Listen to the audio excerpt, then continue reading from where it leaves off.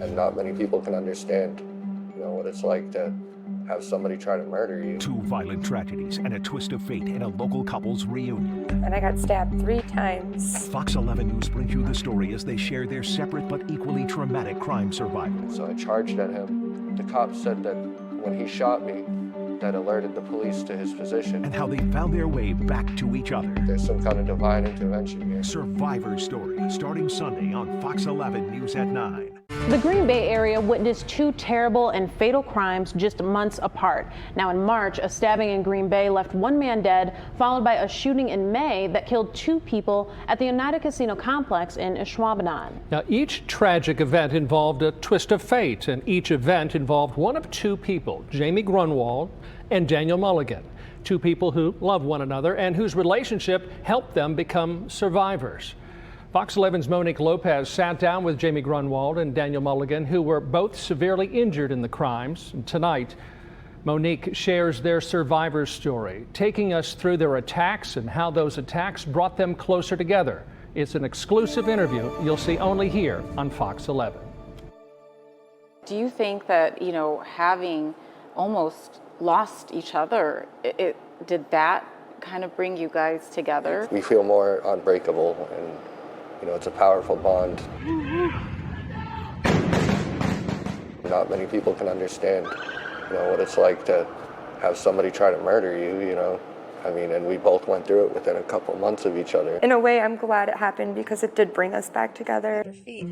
Your sad face away. Daniel Mulligan and Jamie Grunwald's love story. It ain't gonna stay the same.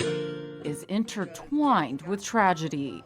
This story, their story, is one of pure irony and unrelenting survival. It started with Jamie on the night of March 15th. It was a slow night at Rockabilly Saloon on Broadway in Green Bay, and alone, bartender Jamie was cleaning up. I was dragged into a bathroom, cornered, and I don't know how I got away, but I got away. A stranger, 22-year-old Wesley Bryce, walked into the bar, wielding a knife. Jamie says she was here behind the bar, and it wouldn't be long before Bryce would walk over and come behind the bar with her. That's when she saw the knife in his hands. She would then be dragged into the men's bathroom where the fight of her life would begin. Mere seconds later, For only 15 seconds, and I got stabbed 3 times, my head bashed. And then the whole total incident happened under 2 minutes. Jamie fought, and with slashes to her face centimeters from her throat, stabbings in the thigh, and an injury inches from puncturing her lung, she escaped. I actually ran next door to Rum Runners, and the owner of Rum Runners, Jeff, I just remember running straight to him and, telling him to get help or to lock the doors. Pleading, she implored the owner of Rum Runners, Jeff Hunter, for help. So I was like, well, you need to lock the doors because there's a crazy guy out there. Hunter, Jamie's sole lifeline in that moment, sprang into action. Jeff actually went outside, and I think he was on the phone with the police, and Wesley, he was going crazy, and he got in his car, and I think he was going to try to run me over. And he saw Jeff outside, and he almost killed Jeff. He almost ran into Jeff. Bryce couldn't manage to take Jamie's or Jeff's life, but that's not to say there weren't any lives lost. There was about 3 or 4 cars, I guess, that were stopped at the train, and there was an older gentleman in his car, and that would be the other victim. And Wesley attacked him. The attack on that man, for Jamie, would cut deeper than any injury she could have sustained. I learned about this man, he just had his first grandchild born 3 weeks before. And I met his sons, and they're very, very awesome. They're really good people. And he just retired, and he deserved to have that time and that freedom to spend with his family and his firstborn grandchild. And that that really makes me feel sad. The story you'd think would most likely end here. I was just mortified. She was alone, and I felt like I should have been there because, whenever she was closing up, I'd be there helping her out. But for a story of love and tragic coincidence, this was just the beginning. They say your life flashes before your eyes, before you bite the bullet, and I did quite literally bite the bullet. Less than 2 months later, Daniel would also face death at his workplace, the Duck Creek Kitchen and Bar inside the Oneida Casino complex. The perpetrator, in his near-death experience, was lone gunman and former Duck Creek Kitchen employee, 62-year-old Bruce Pofall. Pofall had recently been fired and barred from the property. Despite that, on the night of May 1st, Pofall returned. I stared at him and he gave me this creepy smile and started proceeding towards the kitchen, which goes around back to where our work area was. Armed with a firearm and possibly a vendetta, Pofall began singling out former co-workers as patrons ran for cover. Get out the front door. I saw my 2 co-workers that I worked side by side with on the ground. We believe that it was targeted at least to some of those individuals. After witnessing the murder of his best friend, Ian Simpson. It's his friend and his roommate that he lived with. My best friend out here. I just couldn't imagine watching somebody that you love get taken away from you right in front of your face. Against Daniel's better judgment, anger, instinct kicked in. Instinct, for sure. Because I wanted to charge at him as soon as he did it. I was right in front of him. When he fired the first shots, I saw everything. As did an overwhelming sense of justice owed. I wanted to take him down. So I went searching for him and I couldn't find him. And so I just joined the others. And when I was searching the back hallways, it was only less than a minute.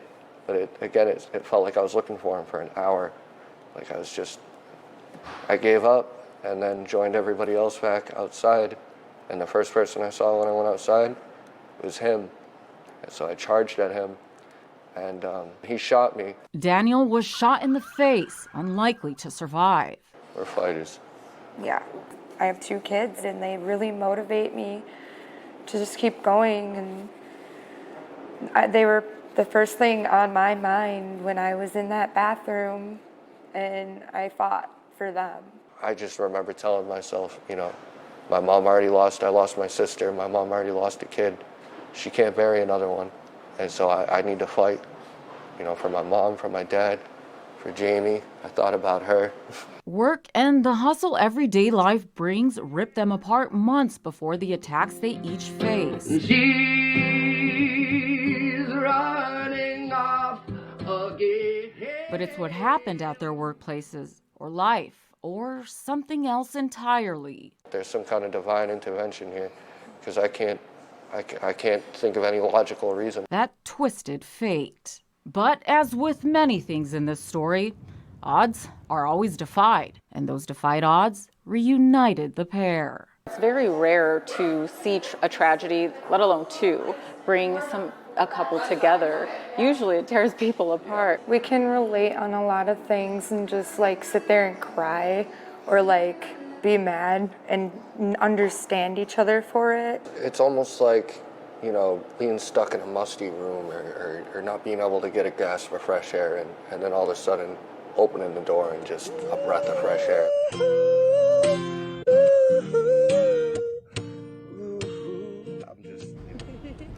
Tomorrow night at 9, Monique will share more of their survivor's story, taking a closer look at Jamie's near-death experience. In March, a stabbing in Green Bay left 1 man dead. In May, a shooting killed 2 people at the Oneida Casino complex in Ashwaubenon. The tragedies would see only 1 survivor from each fatal incident, Daniel Mulligan and Jamie Grunwald. Daniel was shot in the face and Jamie was stabbed several times. Fox 11's Monique Lopez sat down with the couple tonight, and she's sharing tonight Jamie's survivor story as Jamie walks us through her attack. It's an exclusive interview you'll only see here on Fox 11.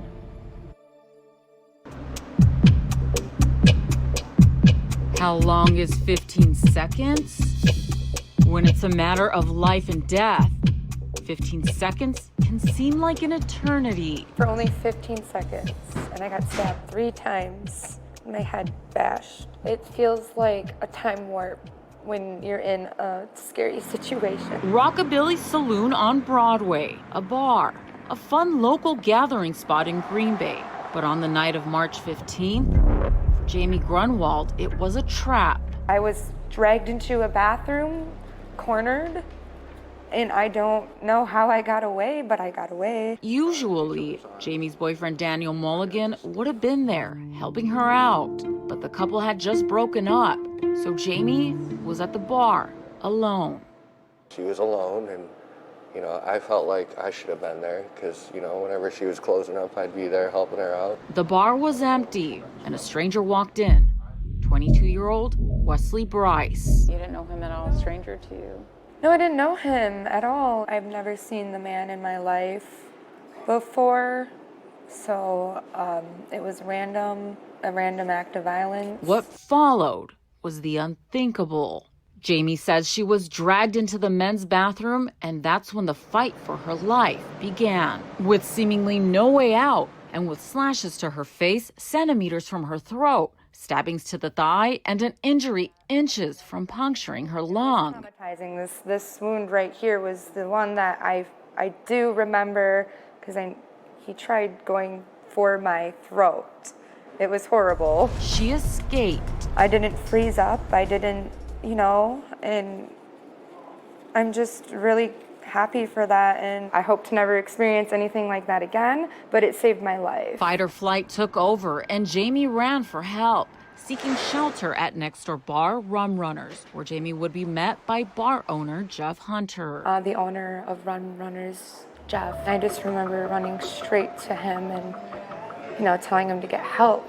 Or to lock the doors. I was like, well, you need to lock the doors because there's a crazy guy out there. The attacker, Wesley Bryce, then drove a car into the front of Rum Runners, causing so much damage to the building and nearly hitting Jeff and Jamie. The whole building was shaking, and I just I was in shock, and I ran into their bathroom and locked myself in. I thought that Wesley, he actually jumped over his car and he tried to get into Rum Runners, and he waved his knife in front of the window, and because he ran his car into the doors, it had caused it to jam. Undeterred, Bryce's reign of terror would continue on foot. He jumped back over his hood of his car, and that's when he ran up the road. And there was a train passing through, and there was about 3 or 4 cars, I guess, that were stopped at the train. And there was an older gentleman in his car, and that would be the other victim. The suspect went up to one of the cars, was able to get the door open, and stabbed the driver. The 70-year-old man later died at the hospital. I learned about this man, he just had his first grandchild born 3 weeks before. And he just retired. And, he deserved to, have that time and that freedom to spend with his family and his firstborn grandchild. And that really, makes me feel sad. The countdown for yet another tragedy to happen began. It must have been so hard to hear what happened to him. Yeah, it was a lot. Only this time, it didn't happen to Jamie. It would happen to her boyfriend, Daniel Mulligan, who would be the only surviving victim in the shootings at the Oneida Casino Complex less than 2 months later. I'm still going through my own trauma, and at the time, I didn't want to believe it. Tomorrow night at 9, Monique will have more on the fatal shooting at the Oneida Casino Complex and her exclusive interview with survivor Daniel Mulligan. We've heard the story of how 2 tragedies in the Green Bay area have played a part in bringing 2 people back together. Daniel Mulligan and Jamie Grunwald are both survivors. Mulligan was shot in the face at the Oneida Casino Complex shooting in May. Grunwald was stabbed multiple times in the Broadway stabbing a couple weeks earlier in March. Fox 11's Monique Lopez sat down with both Mulligan and Grunwald. Grunwald took us through her attack last night. Tonight, we hear from Mulligan about what he lived through in Monique's exclusive interview with the two. There's no way this could possibly be Green Bay. Dozens of police vehicles rushed to the scene about 7:30 and remain there right now. We've been seeing people who have been leaving the casino, a mix of people that were there at the casino or workers who were inside and have told us they heard multiple gunshots. 2 shots go off, and then we looked, and there was a body on the ground, and the guy was kind of, slumped, looking over him. Officers have made it very clear this was a targeted shooting. It was nuts. So next thing you know, we hear like 40 shots. And we all run. We're taking off. It's just mass chaos, really. It was chaos all over. People scattering in all directions, and it was just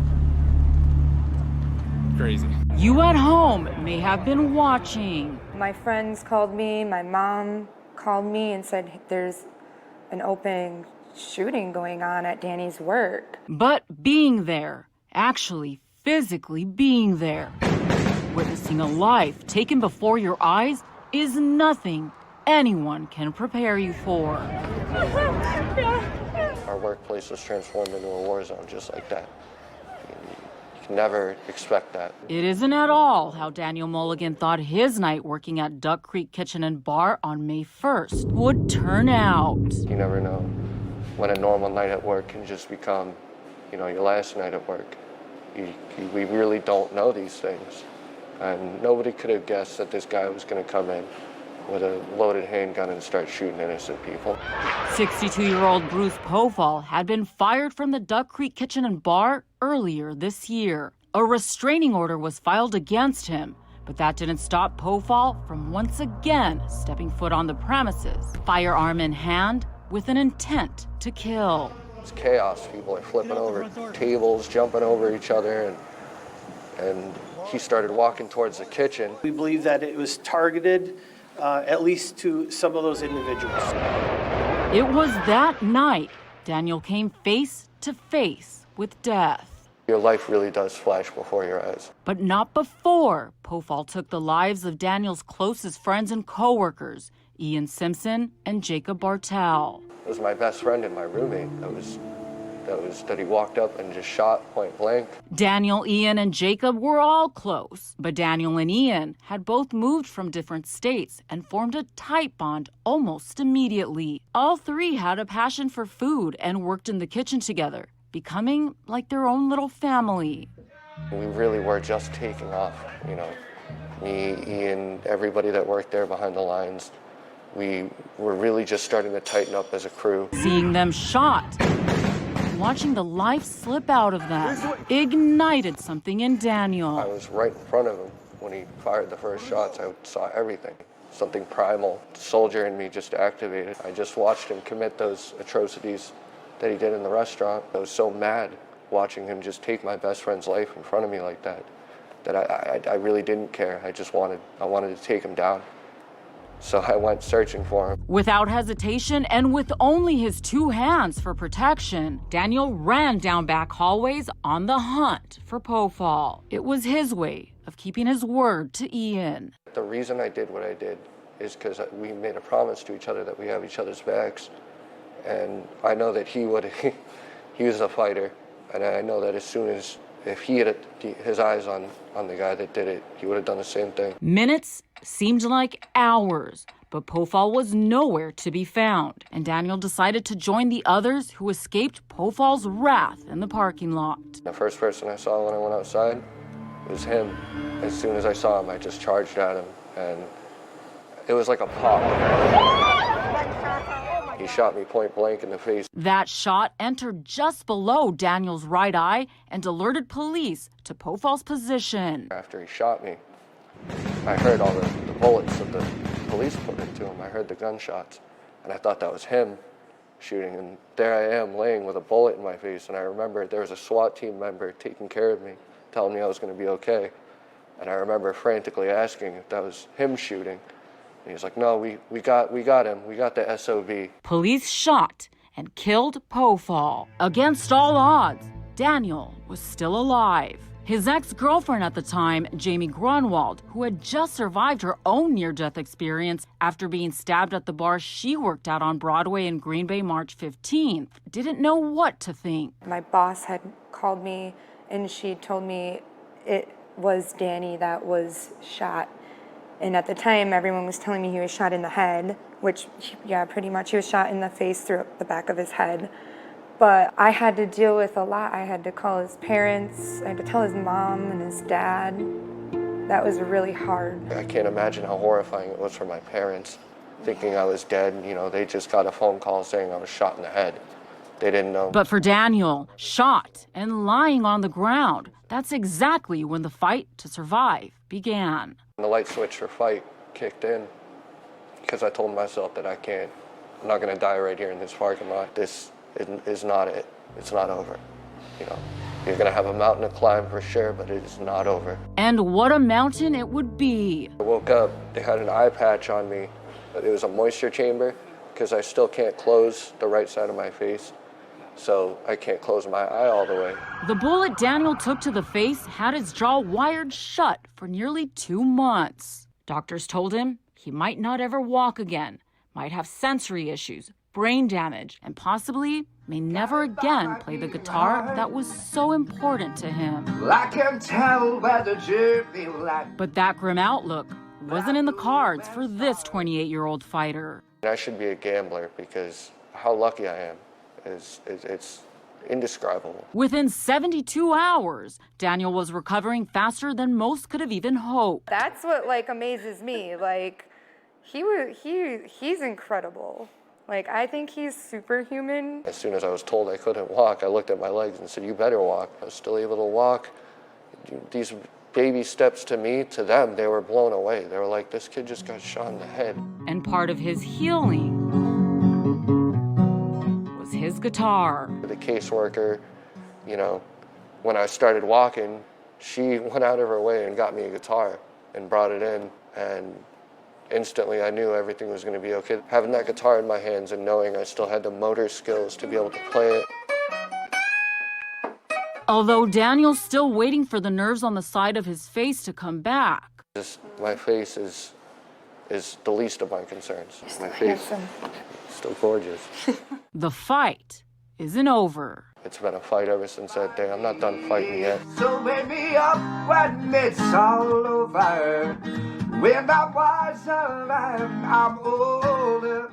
All this time I was finding myself and I didn't know I was lost. Absolutely incredible. Monique Lopez reporting there. Daniel Mulligan and Jamie Grunwald are both survivors of 2 separate fatal incidents in the Green Bay area this year. Mulligan was shot at the Oneida Casino complex in May, where 2 of his closest friends and co-workers would be killed. Grunwald has walked us through being stabbed inside of a bar on Broadway in Green Bay in March. A 70-year-old man was also stabbed and would later die. Tonight we see the aftermath of these tragedies as the pair sits down with Fox 11's Monique Lopez in this exclusive interview. And the whole thing happened in 11 minutes, but it might as well have been 11 hours. I mean, it felt like forever. From the time the first shot rung out to when they finally got him, it was, I can't believe it was only 11 minutes. Daniel Mulligan, Ian Simpson. That's Ian right there. Along with Jacob Bartel, all worked at Ashwaubenon's Duck Creek Kitchen and Bar inside the Radisson Hotel, adjacent to the Oneida Casino. May 1st, all 3 were shot by fired co-worker, 62-year-old Bruce Pofall. Only Daniel survived. Denial is a funny thing, because I had watched what had happened. I knew Ian and I knew Jacob had just been shot.